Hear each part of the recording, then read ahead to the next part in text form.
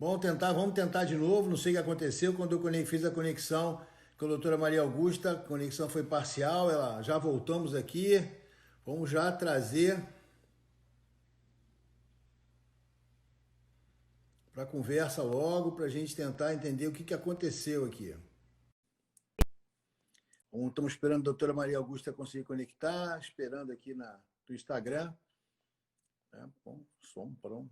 A gente sabe que a gente depende a gente depende não só das internet das duas pontas, de estar funcionando bem, mas também depende do aplicativo. Olha ela aí. Olá. Tudo bom?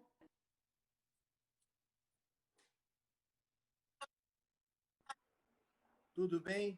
Estamos com um pouquinho de delay na internet, mas acho que vai dar para conversar sim. Bom, eu tive que mostrar as imagens do Leblon porque foram realmente assustadoras demais. Negócio completamente surreal, muito fora de propósito. Mas o meu entender é que isso não é a doença, isso é um sintoma da falta de liderança no combate ao coronavírus. Mas isso, enfim, a gente está vendo desde o início. Você representa para a gente a esperança. Nossa, que coisa boa, Fernando. Obrigada. Afinal de contas, você é portadora das boas notícias nesse momento, né? A gente vem falando essa semana toda sobre vacinas, sobre tratamento, e a gente vai ter a oportunidade hoje, conversando contigo, de falar sobre uma das pesquisas que está mais avançada em termos de desenvolvimento de vacinas. A gente aprendeu bastante essa semana, todo mundo aprendeu o que é fase 1, fase 2, fase 3. Quer dizer, vamos poupar esse primeiro pedaço aí para a maioria das pessoas. E eu queria que você falasse assim, bom, em que pé está a pesquisa da vacina? Então, vamos lá. Temos várias vacinas em desenvolvimento, né? Nós sabemos que hoje são mais de 120 em várias fases de pesquisa e temos 8 que são já em fase avançada, sendo a nossa da parceria AstraZeneca e a Universidade de Oxford no estágio final. Então, estamos perto, porque estamos entrando na última fase dos estudos, né? A fase 3 dos estudos clínicos, como você falou, que é a fase final. E esse estudo dura um ano, mas o que a gente espera é que, a partir de 3 ou 4 meses depois do início dos estudos de fase 3, a gente já consiga ter alguma ideia de efetividade dessa vacina, ou seja, tanto que ela possa dar um nível de anticorpos que nos proteja, mas também, que é o objetivo primário do estudo, que mostre que as pessoas vacinadas têm menos infecção que as pessoas que não são vacinadas, ou que, no nosso caso, são vacinadas com uma vacina controle. Então, nós esperamos que ao redor de outubro, novembro, Luiz, a gente já tenha alguma informação, que são as análises intermediárias do estudo, para dizer se a gente tem aí uma possibilidade de uma esperança real nos próximos meses. Mas essa data é uma data de expectativa mesmo, porque, afinal de contas, depende da gente ter entre os grupos uma diferença que seja importante, mostrando que o grupo está protegido de uma infecção, não só, como eu falei, mostrando que tem anticorpo no sangue. Né? Ele tem que estar lá e tem que funcionar. Né? É verdade.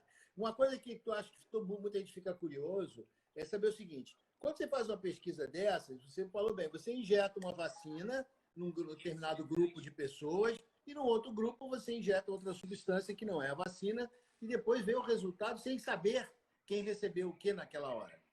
Quanto tempo depois essa primeira avaliação acontece?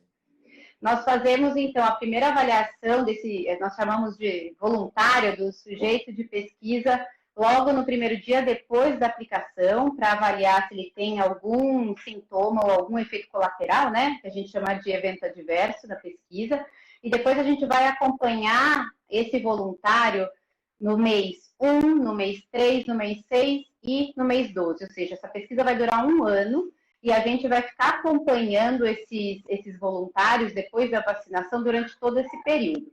E esses períodos que eu falei, 1 mês, 3 meses, 6 meses e 1 ano, são os períodos que ele volta pessoalmente para o centro de pesquisa, faz avaliação clínica, colhe exame de sangue para ver como é que os anticorpos e como é que está a saúde dele. Mas se ele tiver qualquer sintoma viral, qualquer sintoma respiratório, qualquer febre, ele vai ser avaliado também, então eles são orientados, todos que tomam, que participam do estudo são orientados, que qualquer sintoma eles procuram o centro de pesquisa e fazem avaliação para realmente confirmar se qualquer caso suspeito pode ser realmente uma infecção por coronavírus. E aí eles são submetidos a uma análise mais específica para confirmar que o vírus está lá, se está ou se não está, para a gente ter certeza que essa foi uma infecção por coronavírus ou não.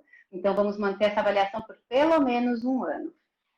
Bom, vamos de cara explicar como é que se faz essa vacina, porque já apareceu aqui uma pergunta que vem típica de uma mensagem comum que se vem confundindo as pessoas com relação a vacinas. Quer dizer, primeiro que essa vacina, Peterson, não tem nada a ver com embrião, viu? Você pode ficar tranquilo desde já. Se você tem esse tipo de preocupação, você pode esquecer. E a doutora Maria Augusta vai explicar como é que é essa vacina. O doutor Gomensoro falou para a gente na segunda-feira que existem várias maneiras de se fazer uma vacina. Como é que é a vacina que vocês estão testando? Então, vamos lá. A gente fala que são várias plataformas vacinais, né? Plataforma é uma estratégia técnica que a gente usa para colocar um anticorpo, ou seja, ou o vírus inteiro ou um pedaço de um vírus dentro do nosso organismo para gerar uma resposta, esperando que essa resposta seja positiva e que não gere uma doença. A plataforma que a gente está tratando, que vem sendo desenvolvida já pela Universidade de Oxford há algum tempo, é uma plataforma que usa um vetor viral não replicante. Então, esse palavrão todo, o que ele significa? Eu uso um vírus, que ele é o adenovírus. Um adenovírus é um vírus de resfriado comum, mas ele é um adenovírus de símio, de chimpanzé. E ele é incapaz, ele é geneticamente modificado para não causar infecção em humanos. Então, quando inoculado na gente, ele não causa nenhum mal. Ele é não replicante, ou seja, ele não é capaz de, depois de inoculado, ele ter mecanismo de se replicar no nosso organismo. E, além disso, ele é geneticamente modificado para expressar uma proteína do Covid-19. É uma proteína que se chama spike, que é o spike do SARS-CoV-2, então ela é bem específica para o vírus do Covid. E essa é a proteína que o vírus usa para entrar no nosso organismo. É a primeira ponta de contato para ser inoculado e para entrar no sistema. Então, nós esperamos que, a partir disso, a gente consiga já bloquear a infecção pelo coronavírus desde o primeiro contato.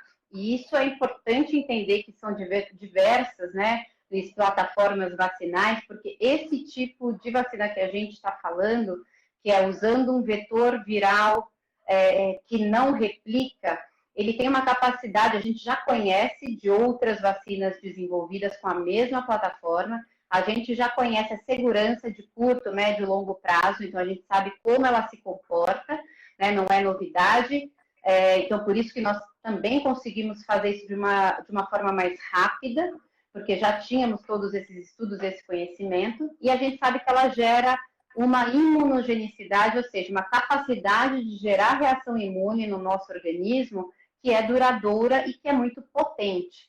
Diferente de outras plataformas vacinais, por exemplo, as mais novas, que são RNA mensageiro, DNA recombinante, são plataformas extremamente novas, que ainda não têm vacinas disponíveis comercialmente em grande volume, então a gente não conhece como elas se comportam, e que também elas não geram uma resposta imune como geram algumas outras plataformas vacinais, como do vetor inativado, não replicante, ou vírus atenuado, ou vírus inativado, que são as plataformas mais conhecidas do nosso Programa Nacional de Imunização, né? Então, são diferenças importantes que a gente precisa entender para saber por que uma vacina, por que outra, porque uma plataforma é diferente da outra. Não, nesse sentido, nesse momento, acho que não tem melhor ou pior, tem o que a gente consegue desenvolver, o que a gente consegue mostrar que é eficaz, seguro e que a gente tenha disponível para a população o mais rápido possível. Então, aqui a gente está falando de quantas vacinas tiverem, melhor para a gente ter essa possibilidade para a população global. Isso, inclusive, vai muito para responder esse comentário do Maurício, que está sempre com a gente, que está falando aqui que o problema seria a capacidade mundial. Por isso que a gente tem que ter mais de uma vacina, Maurício, porque por mais que uma empresa crie, se associe, crie extensões, como, por exemplo, a gente vai conversar daqui a pouco sobre esse acordo de transferência tecnológica com o Brasil, ou mesmo associação de empresas, enfim. Uma empresa só não vai ser capaz de produzir a quantidade de doses que a gente precisa, que, aliás, a gente nem sabe quantas são, né, Maria Augusta? A gente pensa assim, seriam 4 bilhões de doses para uma conta assim de padaria para 60% da população mundial, mas a gente não sabe se é uma dose só, quantas são, né? Exatamente. E cada plataforma vacinal, Luiz, ele tem um perfil diferente. Essa plataforma que a gente está usando, a gente já conhece de estudos anteriores, até dos estudos em animais, que estamos testando agora, na última fase, com uma dose única de vacina, que deve ter o efeito por pelo menos 1 ano. Mas ainda está em aberto o tempo que essa imunidade pode ficar no nosso organismo. Outras plataformas vacinais requerem 2 doses para dizer que está imunizado, que pode gerar alguma complexidade, uma dificuldade maior na questão de logística. Então, tudo depende do que a gente tem na mão em termos de plataforma e como é que a gente consegue agora provar e ter ciência para dizer que a vacina é eficaz e segura para proteger a nossa população. Eu acho que a gente tem o benefício de ter isso no Brasil, não só para essa vacina, mas estudos para outras também, que eu acho que é um diferencial grande para o nosso país, né? Isso eu queria aproveitar e falar 2 coisas para você explicar para o pessoal. Aproveitar que você falou essa coisa da produção de uma defesa uma defesa real e robusta contra o coronavírus. A gente ouve falar muito de anticorpo, porque usamos os anticorpos, mas existe uma diferença entre anticorpos ali dentro, vamos dizer assim, né? A gente já falou aqui algumas vezes dos tais anticorpos neutralizantes. São esses que a vacina busca, né? E como é que a gente descobre no voluntário que isso aconteceu? É uma ótima pergunta, Luiz, porque não é só ter o anticorpo, ele tem que ser um anticorpo que gera uma proteção. Aí a gente sabe que tem os anticorpos que mostram a infecção aguda, o anticorpo que mostra a durabilidade dessa resposta, que a gente fala, agora você está imunizado, você está protegido. Isso ainda para o coronavírus, falando de infecções de pessoas que já tiveram o coronavírus, a gente ainda não sabe se isso é uma proteção efetiva e se isso é duradouro. O que a gente vê hoje com a vacina e o que a gente vem dentro dessa plataforma já entendendo é que não... Primeiro ponto que a gente já falou, não adianta só gerar o anticorpo, eu preciso entender quais anticorpos são gerados. Então, isso é um objetivo secundário do nosso estudo, que está sendo conduzido aqui no Brasil, de fase 3, com 5.000 voluntários agora. Mas, se isso também gera uma imunidade celular, porque nós temos os 2 tipos, a celular e a humoral, que é através dos anticorpos. Mas uma tem uma interligação muito próxima com a outra e uma depende da outra para funcionar e para dar essa durabilidade. Então, nós estamos avaliando também, já temos base científica para dizer que essa plataforma vacinal, ela dá também uma resposta imune celular que garante uma durabilidade em estudos prévios, nós já vimos isso, e o objetivo do estudo é clínico, ou seja, é realmente avaliar se, além de ter os anticorpos, se eu protejo de uma infecção, se essa infecção é menos grave, é menos frequente nessa população vacinada em relação ao grupo controle, que aí é exatamente isso que você falou, é ter um anticorpo neutralizante, que realmente faça efeito e que seja duradouro, consiga dar não só conta da infecção no momento que o vírus está circulante, mas lá no futuro ter essa memória da imunidade, que geralmente é derivada da imunidade celular, para que isso se sustente a longo prazo. Me diz uma coisa, Maria Augusta. Fazer uma vacina, fazer do ponto de vista fabril, vamos dizer assim, né? Se a gente pode fazer essa analogia com uma fábrica, é a fábrica de qualquer jeito. É uma fábrica. Essa parte fabril, fazer uma vacina é rápido? Não é rápido e cada plataforma tem sua particularidade nesse sentido. Aqui a gente, Oxford vem trabalhando já há algum tempo com essa base de um vetor viral. Então, isso é um organismo geneticamente modificado, isso depende de culturas celulares, de progressão e de alterações genéticas, então não é rápido. Eu acho que tem a questão não só fabril do tempo que leva para uma manufatura. Então, a partir de um ingrediente ativo que a gente chama, né, que é ter lá o vírus modificado, expressando aquela proteína, eu tendo isso, eu levo pelo menos 1, 2 meses para conseguir fazer uma formulação para ter uma vacina que seja viável, né, que seja pronta para a população utilizar. E o grande desafio não é só a gente fazer uma formulação, é a gente conseguir também, que é um dos processos que nós estamos trazendo para o Brasil, dentro dessa parceria com o governo, é fazer com que a gente consiga produzir esse vetor viral modificado. E é esse que é a grande transferência de tecnologia, a grande inovação que se traz, que é trazer para o Brasil também uma plataforma tecnológica que a gente consiga absorver e consiga produzir. Mas acho que esse é o grande ponto de ter várias vacinas em várias fases de desenvolvimento, Luiz, porque é importante, nenhuma vacina sozinha vai ter capacidade de cobrir a população mundial num curto período de tempo para atender a pandemia. Então, hoje, nós como empresa, em parceria com Oxford, conseguimos, dentro desse desenvolvimento de malha fabril, de produção mesmo, a gente vai conseguir fornecer 2 bilhões de doses de vacina. Mas isso está em desenvolvimento para que a gente cresça, tenha outros sites produtivos, como o próprio Brasil, a Fiocruz, que nós temos o maior orgulho de conseguir trazer uma parceria como essa, para conseguir desenvolver ainda mais, não só a formulação, mas que eles consigam também gerar células e fazer toda essa plataforma ser sustentável. Porque, inclusive, você mesmo falou antes, tem que lembrar para as pessoas, essa tecnologia, depois que chegar aqui e foi incorporada à base de produção de farmanguinhos, principalmente, que é uma das maiores, vamos lembrar, e eu acho que tem que lembrar muito isso sempre, quer dizer, Farmanguinhos e Butantan, o Brasil é um dos maiores produtores de vacina do mundo, em termos de número de doses. A gente tendo mais uma habilidade tecnológica, vamos dizer assim, para ficar mais simples para as pessoas, podendo fabricar mais um tipo de vacina diferente, que vai servir para esse e vai servir para outros, né? Outros vírus que podem vir por aí, ou outras doenças até, enfim. Isso é muito importante. Só uma coisa que é uma dúvida antes de eu chamar o Jorge, porque senão você vai brigar com a gente, né? Dividir o tempo aqui de maneira legal. Então, olha só uma pergunta. As decisões de protocolo de vacinação, a partir do momento de termos a vacina, elas dependem, de alguma forma, da pesquisa clínica? Porque isso eu acho que é uma coisa que é uma sensação, é uma impressão que eu tenho e que eu acho que isso gera muita ansiedade nas pessoas, que já seja definido agora. Mas se você não terminou a pesquisa, você não pode dizer, eu vou vacinar velho primeiro, vacinar criança primeiro. Uma coisa está ligada na outra, não está?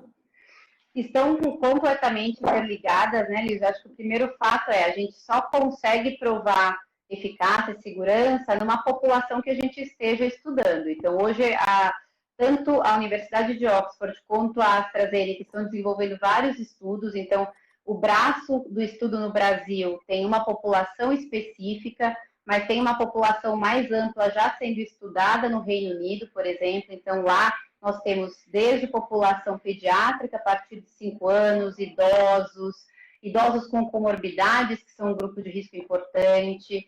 E aqui no Brasil nós estamos estudando adultos saudáveis entre 18 e 55 anos que estejam na linha de frente do Covid, ou seja, que estejam altamente expostos com risco de infecção. Então, isso já é uma base, a base da informação clínica para a gente dizer, bom, eu consegui comprovar eficácia e segurança nessas populações com esse perfil. A partir daí, tendo isso comprovado, nós submetemos isso para uma agência regulatória, no nosso caso Anvisa, mas nesse caso da vacina, dada a pandemia, isso está sendo acordado de uma forma global entre as agências regulatórias em como avaliar e como aprovar em forma de exceção, excepcional, caso a gente tenha um resultado preliminar muito favorável. Também aí vai depender de cada estratégia de governo, e é esse um dos motivos que o Mazei vai contar um pouquinho da nossa parceria.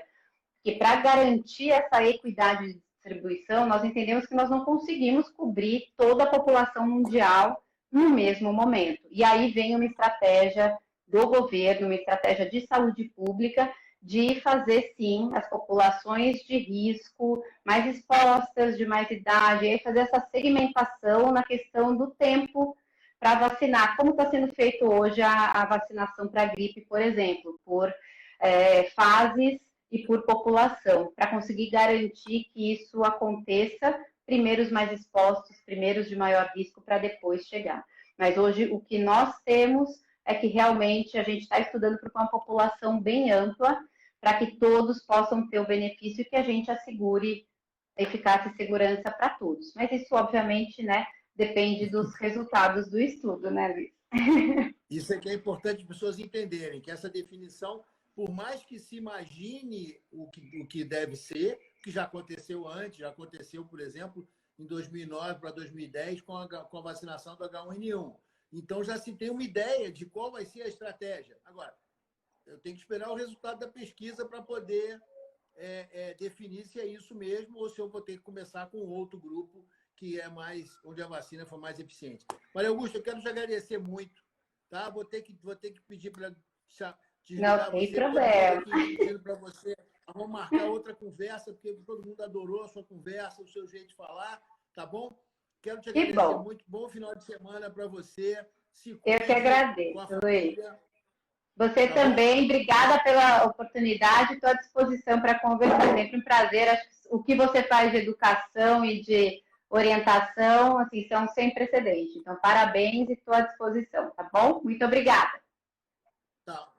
Eu que te agradeço. Abraço. Vamos chamar o Jorge. Eu vou desligar, Maria Augusta. Tchau, Jorge. Espera aí. Agora eu vou pedir ao pessoal aqui, vamos entrar de novo. Ela já topou vir de novo, Elisa. Vamos combinar com o pessoal aí para ela poder vir de novo. Vamos chamar agora de novo. Eu tenho que chamar de novo o mesmo perfil, só que vai ter uma mágica aqui. Cadê eles? Cadê eles? Pessoal aqui.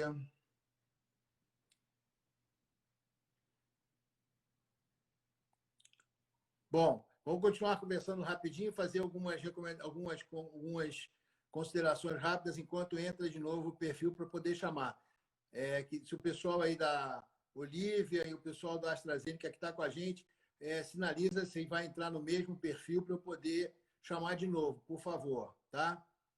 Enfim, o que a gente ouviu da doutora Maria Augusta, a pesquisa está bem adiantada, provavelmente até o final do ano nós vamos ter fechado esses números, vamos ter a possibilidade de definir para quem essa vacina funciona, como ela funciona, e aí, a partir daí, traçar uma estratégia de vacinação. Eu quero, assim que o doutor Jorge Mazei, que é diretor executivo de regulatório e acesso ao mercado, nome complicado dele, do cargo dele, para a gente conversar sobre como é que essa estratégia vai ser estabelecida e como é que funciona essa parceria. Está aqui de novo, vamos chamar agora o doutor Jorge, estamos já aqui conectando com o mesmo perfil. Essa é a mágica do Instagram e a mágica da internet. Olá, doutor Jorge, boa noite. Boa noite, tudo bem? Luiz, como é que você está? Tudo bem, graças a Deus. Espero que todos bem por aí também. Maria Augusta já deu um panorama da parte clínica da pesquisa e deixou para você as respostas difíceis. Né? As respostas que todos querem ouvir. A primeira delas é: quando é que essa vacina está pronta e disponível? Luiz, antes de começar a responder, eu queria fazer um esclarecimento que é muito importante. Nessa última semana, eu já consegui ganhar 2 graduações. Passei a ser médico e a farmacêutico. Tá. Então, eu só queria deixar claro que eu não sou médico, não sou farmacêutico. Tenho maior admiração pelas 2 profissões, até porque a minha esposa é farmacêutica e minha filha é médica. Mas eu sou economista, não sou nem médico nem farmacêutico. Não, e até porque essa coisa de título do Brasil está dando complicação essa semana. É melhor deixar bem claro logo. Né? Deixar bem claro que eu não sou médico nem farmacêutico. Então, amanhã de manhã vai aparecer uma 3ª graduação aí para mim. Então, tá ótimo. Então, o economista Jorge Mazei vai falar para a gente sobre esses aspectos da parte de acesso, né? E quando é que a pergunta volta, quando é que a vacina chega? Então, como foi falado pela Maria Augusta Magu, os testes clínicos vão acabar aí entre setembro e outubro. O nosso compromisso como companhia é a produção da vacina, já começando toda a parte de ingrediente ativo, toda a parte do IFA, que a gente chama, imediato. Nós estamos criando um networking de guerra, a fim de que a gente garanta aí 2 bilhões de doses disponíveis até o último trimestre desse ano. A ideia é, dando certo, é que a matéria-prima para a produção das 15,2 milhões de doses esteja no Brasil em dezembro. Esse é o compromisso que a companhia tem, é que essas doses estejam no Brasil, 15,2 milhões de matéria-prima para ser transformada em vacina pela Fiocruz. Então, esse é o compromisso da AstraZeneca. Isso me chama a atenção, porque a gente já ouviu isso, eu falei para a Maria Augusta também, né?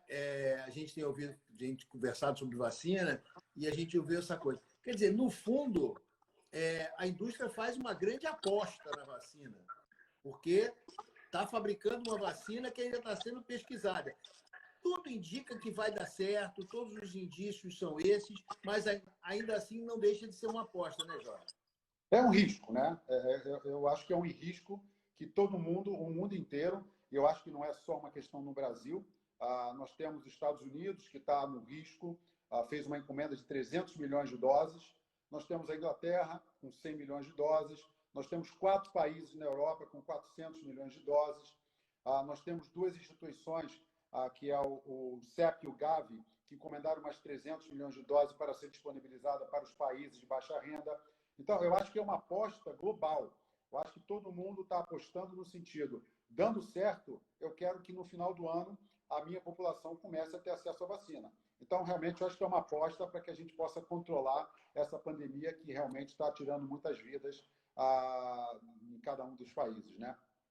Você falou de 2 coisas que são muito importantes e que eu até queria aproveitar que você está aqui para poder falar um pouquinho para as pessoas. Você falou do CEP e do Gavi, né? Eu comentei outro dia sobre a reunião que o primeiro-ministro da Inglaterra, Boris Johnson, chamou, a essa altura deve ter um mês atrás, um mês e pouco. Isso, mais ou menos. Justamente convocando os governos e a indústria e esses 2 órgãos. O que são esses 2 órgãos? Porque esse bobear brasileiro acha que CEP é aquele negócio que a gente bota na carta, né? Então, vamos explicar direitinho o que é isso. Então, são 2 entidades, eu vou ler aqui, peguei minha cola, tá? O CEP é Coalizão de Inovação em Preparo para Pandemias, tá? É uma ONG, uma organização sem fins lucrativos, e o Gavi é a Aliança Global para Vacinação e Imunização. Então, são 2 entidades globais que fazem todo esse gerenciamento, e eles se comprometeram à aquisição de 300 milhões de doses, a fim de garantir uma distribuição para os países de baixa renda. Então, é também o investimento dessas entidades acreditando que a vacina tem uma perspectiva de resultado muito positivo. Então, eu acho que é uma corrente global, né? Uma corrente global de muita esperança, a fim de que a gente possa realmente, no final do ano, começar a perceber o controle dessa pandemia que parece que não vai embora, né? E essas 2 organizações elas já trabalham com outras vacinas, enfim. O Gavi é importantíssimo na campanha de erradicação da polio, por exemplo. Exatamente. Justamente fornecendo vacina para país que, em tese, não poderia comprar no mercado, vamos dizer assim, né? Exatamente. Exatamente. E como eu não sei se a minha antecessora, Magu, chegou a comentar, essas vacinas estão sendo vendidas sem lucro. Ou seja, a AstraZeneca fez uma aposta no sentido de que, durante a pandemia, não tem lucro. Todas essas encomendas que estão sendo feitas, seja para o Brasil, seja para os Estados Unidos, seja Inglaterra, Gavi, CEP, todas são sem nenhuma margem de lucro, a preço de custo, a fim de realmente ajudar com que os países possam controlar essa pandemia. Esse é o objetivo da AstraZeneca. Tá. Me fala outra coisa. Agora vamos explicar para todo mundo como é que funciona essa coisa de transferência de tecnologia. Porque isso eu acho que é um negócio que me deixa extremamente animado, porque eu estava falando com a Magu antes, justamente isso, né? Ou seja, que a gente, Brasil, né, vai ter, a partir daí, a capacidade de fabricar esse tipo de vacina. Como é que como é que funciona você que está no meio dessa negociação intrincada aí, para poder trazer essa tecnologia para a gente? Então, na realidade, o processo ele é dividido em duas etapas. Tá? A etapa que hoje nós estamos trabalhando com a Fiocruz é transferir para a Fiocruz o conhecimento de como produzir essa vacina. Tá? Então, na realidade, essa matéria-prima chega no Brasil, eles pegam a matéria-prima e fazem todo o processo para a industrialização, invase e distribuição da vacina. Então, o que é a transferência da tecnologia? É a transferência do conhecimento de como fabricar a vacina no Brasil a partir da matéria-prima que será entregue aqui. Então, essa é uma outra etapa também, que nós já estamos agora após a carta de intenções emitida pelo governo brasileiro. Eu gostaria de aproveitar a oportunidade de elogiar a coragem e a iniciativa do governo brasileiro e entrar também nessa corrida para ter acesso à vacina.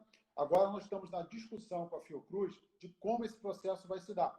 Então, recebemos a carta de intenções na sexta-feira. Na segunda-feira, nós já estávamos discutindo com a Fiocruz como que esse processo vai se dar, de que maneira esse processo vai acontecer, para que a gente garanta que tudo esteja pronto quando da chegada da matéria-prima em dezembro.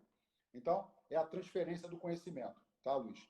Esse é o processo, a gente fala transferência da tecnologia, é efetivamente como fazer. É como se fosse uma receita que eles vão receber para fazer as etapas de produção, de controle de qualidade, de liberação de lote. Então, tem todo um processo que precisa ser acompanhado para garantir que a vacina realmente chegue em bom estado na hora da aplicação para os indivíduos. E além dessa receita, vamos dizer assim, além de receber a receita e receber os ingredientes do bolo, pelo que a Maria Augusta falou, a gente vai começar a aprender a fazer um pouco dos ingredientes em casa também, né? Essa é uma segunda etapa, né, que a gente ainda vai começar a discutir com a Fiocruz. Nessa etapa, demanda um investimento da própria Fiocruz, né? Então, nós estamos nesse momento, na semana que vem, devemos estar sentando com a Fiocruz para começar a discutir a segunda parte do bolo, né? Quer dizer, como preparar o ingrediente que vai chegar e vai ajudar na fabricação do bolo. Então, nesse momento, o nosso foco é como passar a receita de fabricação do produto, a partir da matéria-prima que vai ser entregue pela AstraZeneca. Em paralelo, nós vamos estar discutindo com eles como passar a receita do bolo para fabricar a matéria-prima do bolo, que é um pouquinho mais complicada do que o bolo em si. Então, na realidade, esses processos vão acontecer em paralelo. Isso é uma verdade, como a Maria Augusta falou. Bom, alguém perguntou aqui sobre questão de patentes. Eu acho que, nesse caso, você já está dizendo que isso já está sendo transferido na prática, né? Não. A patente é uma coisa, a transferência de tecnologia é outra coisa. Né? A patente é uma patente da Universidade de Oxford, porque o que é a patente? A patente é o domínio do conhecimento. Eles descobriram a vacina, eles desenvolveram a vacina. Então, a patente é deles. O que nós estamos fazendo aqui no Brasil é transferindo o conhecimento de fabricação para que o Brasil seja autossuficiente na fabricação, inicialmente do produto final e, no segundo momento, da matéria-prima também. Tá? Então, esse é o compromisso conosco. Eu acho que as pessoas confundem muito essa questão de patente. Acho que é importante, no final, que a gente garanta o conhecimento para que a Fiocruz possa fabricar as vacinas. Porque o conhecimento, a patente, é uma coisa que vem antes, que é o incentivo que tem o pesquisador, que tem todo o sistema em investir na descoberta de alguma coisa. Tá? Então, eu acho que são duas coisas separadas, mas o mais importante de tudo é garantir para todos os seus telespectadores, todas as pessoas que te acompanham, que o conhecimento, que é a coisa principal, estará sendo transferido e a Fiocruz terá a condição de continuar fabricando essa vacina nos anos futuros. E quando os nossos pesquisadores passam a ter contato com tecnologia nova, com um novo processo produtivo, enfim, isso é um estímulo para que a gente também desenvolva coisas novas no Brasil, né? Exatamente, exatamente. Assim como essa patente que você falou, a própria Fiocruz tem patente de outras coisas que foram inventadas por ela, como a USP, como as outras universidades. Isso faz parte do sistema inteligente de desenvolvimento. Eu acho que isso é uma coisa que realmente a gente precisa deixar muito separado, o que é patente e o que é o acordo que nós estamos fazendo com a Fiocruz de transferir o conhecimento, que eu acho que é o principal em toda essa relação que a gente precisa ter no sentido de garantir o acesso, como você falou no início, à população brasileira. queria aproveitar a sua presença mais uma coisa. Eu tenho a sensação, quer dizer, eu tenho certeza, não é nem sensação, eu tenho uma certeza minha, não é? De que o que a gente está conversando aqui é um item importante da segurança nacional, né? Ou seja, o Brasil ser capaz de produzir vacinas. O Brasil já faz muita vacina, já conversando isso com a Maria Augusta, a gente estava falando, o Brasil é um grande produtor de vacina. Mas ser capaz de produzir mais um tipo de vacina é um importante passo na segurança do país. E é uma coisa que não tem a ver com o governo, né? Governo de plantão. Tem a ver com o Estado brasileiro, né? Exatamente. Não sei se você concorda comigo que isso é importante definir essas coisas, né? Concordo 100% com você. Eu acho que essa é mais uma das iniciativas da AstraZeneca no sentido de compartilhar com o Estado, né, como você falou, o conhecimento de fabricação da vacina.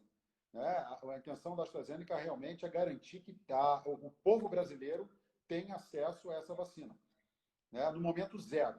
Então, esse foi todo o acordo que foi feito com o Ministério da Saúde, esse é todo o acordo que está sendo feito nesse momento com a Fundação Oswaldo Cruz, com o Bio Manguinhos, de como a gente garante até o final do ano a transferência desse conhecimento e que, dando tudo certo, como a gente tem uma esperança muito grande, no final do ano os brasileiros comecem a ser vacinados para que a gente possa controlar essa pandemia.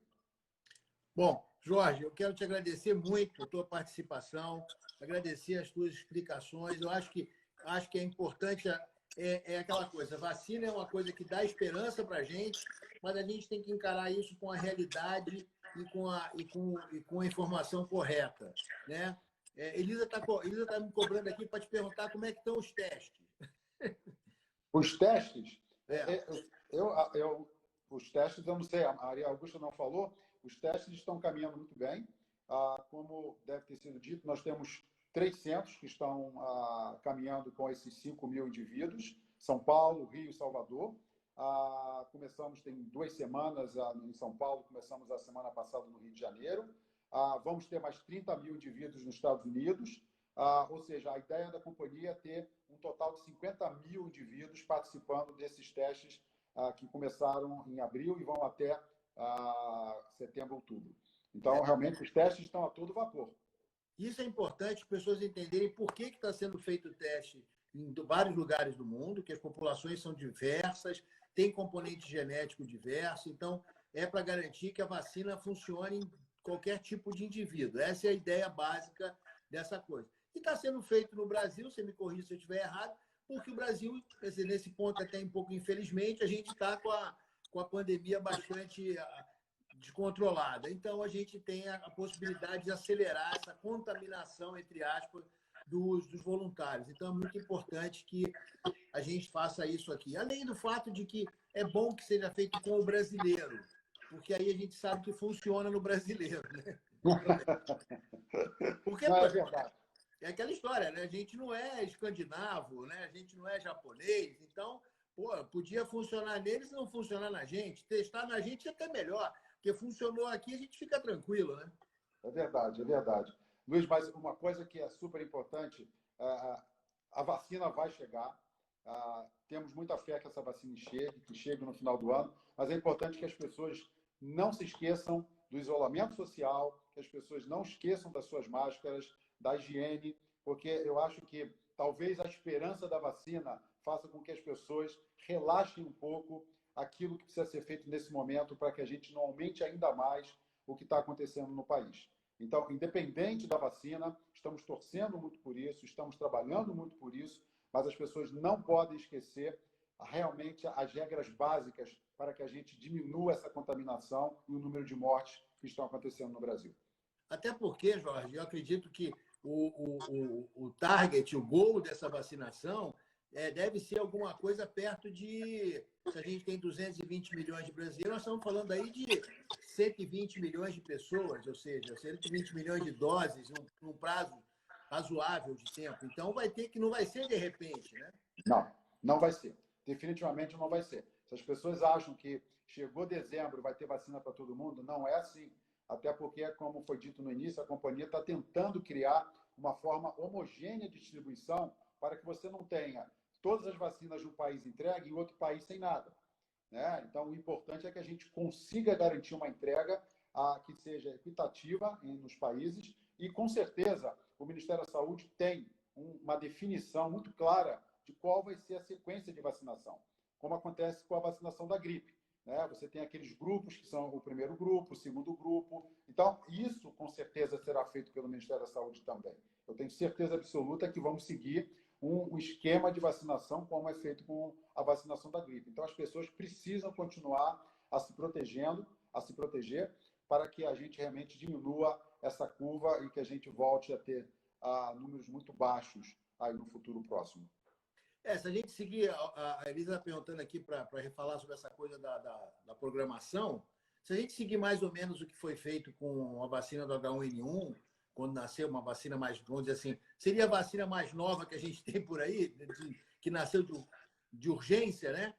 Foi a da 2009, do H1N1. A gente vai seguir um esquema tipo profissionais de saúde, idosos e crianças. Mas, olha, gente, é muito importante lembrar que tudo isso está dependente, entre aspas, do resultado da pesquisa. Ela pode mostrar, por exemplo, que ela é muito mais eficiente num determinado grupo do que no outro. E talvez seja melhor mudar essa estratégia para garantir essa eficiência, né, Jorge? Então, não dá para bater martelo agora que vai ser essa ordem. Vai ser a ordem possível, mas de acordo com o resultado, né?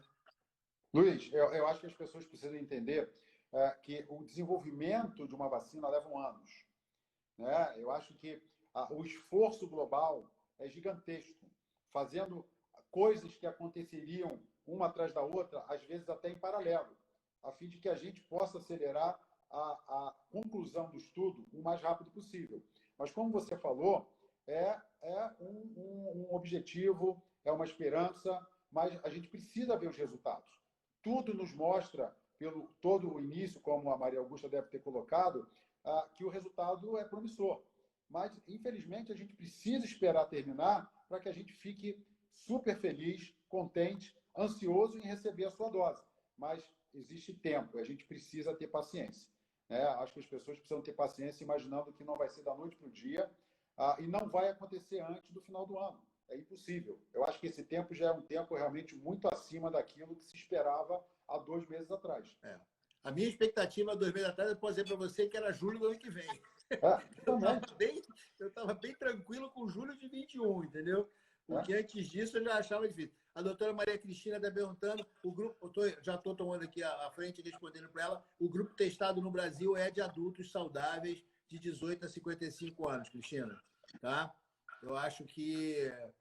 E para a Vera Iris, que é nossa professora também, falando, olha, essa história de mutação do vírus é muito complicada e a gente não tem nenhuma documentação científica de mutação importante que venha mudando a história desse vírus, pelo menos por enquanto. Tudo pode aparecer, mas por enquanto não apareceu nada que preocupe, viu, Vera? Fica tranquila. Essa coisa de mutação, todo vírus ele sofre uma variaçãozinha quando passa de um organismo para o outro. Durante o processo de pandemia, ele vai se adaptando ao hospedeiro, que no caso agora é o ser humano, né? Mas isso não quer dizer que obrigatoriamente ele vai ser diferente lá no final. Nem que essa diferença vai atrapalhar ou por exemplo, exigir que a gente tenha uma outra vacina. Isso aí é coisa lá para frente, depois até agora a gente não descobriu. Tá? O que tem se falado de mutação são mutações adaptativas, são pequenas variações, na verdade, do vírus. Então, pode ficar tranquila que não é isso que vai atrapalhar essa primeira fase de vacinação. Isso também espero que tenha respondido a Ana Luísa Veloso, que perguntou aqui também. Né? Lembrando que já estou sendo lembrado aqui da hora antes que caia aqui a nossa live. Eu quero te agradecer muito, Jorge, entendeu? Pelo espaço. Estamos aqui disponível para vocês, para qualquer novidade, qualquer comunicação que vocês precisem fazer. E se a gente precisando, a gente vai acionar vocês de novo, que vocês foram fantásticos. Quero deixar desde já os parabéns para o grupo de comunicação de vocês, que foi extremamente ágil, extremamente eficiente. Vocês estão muito bem assessorados nesse ponto, viu? Podem ficar tranquilos com relação a isso. Muito obrigado pelo convite. Foi um prazer falar com você e com toda a sua audiência. E também estamos à disposição. No momento que você precisar, estamos aqui para ajudar. Semana que vem, saúde mental. Ah, tá. Estou sendo lembrado aqui. Semana que vem, as nossas lives vão abordar saúde mental na pandemia. A gente vai falar sobre saúde mental do idoso, da criança, do adolescente, do adulto em geral, que está todo mundo sofrendo pra caramba com essa pandemia. Convido a todo mundo. Eu sei que vocês trouxeram uma audiência maravilhosa, né? A empresa veio em peso junto com vocês, todo mundo participando. Queria pedir, já que vocês vieram, fiquem por aqui, continuem acompanhando as lives, me sigam no Instagram, tá? Obrigado pela participação de vocês todos da AstraZeneca, parabéns pelo trabalho. E como a Elisa falou, ninguém deve estar dormindo nessa empresa, porque não deve estar dando tempo nem de olhar para o lado, entendeu? Então, parabéns de novo e muito obrigado pelo trabalho. Beijo do Doc para vocês. Um abraço, muito obrigado, viu? Um abraço a você. Tchau. Um abraço, tchau.